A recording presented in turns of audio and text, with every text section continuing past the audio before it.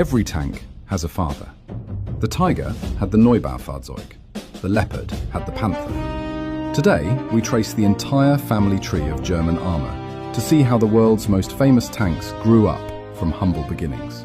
To kick things off, here is World War I. A7V. The A7V was the only German-designed tank to see combat in the Great War. It was a massive steel fortress on tracks, requiring a staggering crew of 18 men to operate its 6 machine guns and main cannon. Up next, A7VU. Influenced by captured British tanks, the A7VU featured an all-around track design. While it looked more modern than the original A7V, its high center of gravity made it unstable, and only one prototype was ever built. Leichter Kampfwagen II. Designed at the end of the war, the LK2 was a light tank featuring a fully rotating turret. Though it never saw combat for Germany, the design lived on in Sweden, where it served as their first armored vehicle. Then, K-Wagon. The K-Wagon was a true super heavy monster, weighing 120 tons. It was so enormous that it had to be dismantled into sections just to be transported by rail to the front lines. Next up, interwar period Leichtraktor.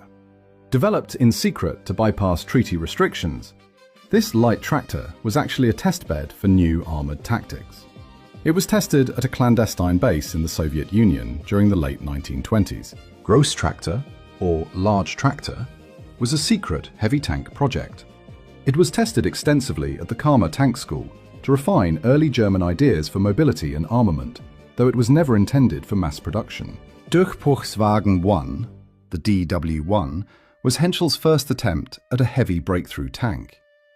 It focused on thick, vertical armor and a robust suspension, serving as the very first ancestor in the lineage of the famous Tiger tank. Durchbruchswagen 2, an evolution of the first model.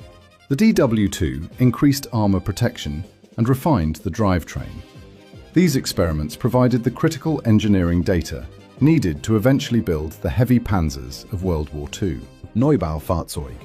With 3 turrets and a menacing profile, this tank was a masterpiece of propaganda. Though it saw limited action in Norway, its armor was actually quite thin, making it more of a psychological weapon than a frontline powerhouse. Next, Panzer I version A. The Panzer I-A was intended only for training, but it became the face of early German blitzkrieg. Armed only with 2 machine guns, it relied on speed rather than firepower to overwhelm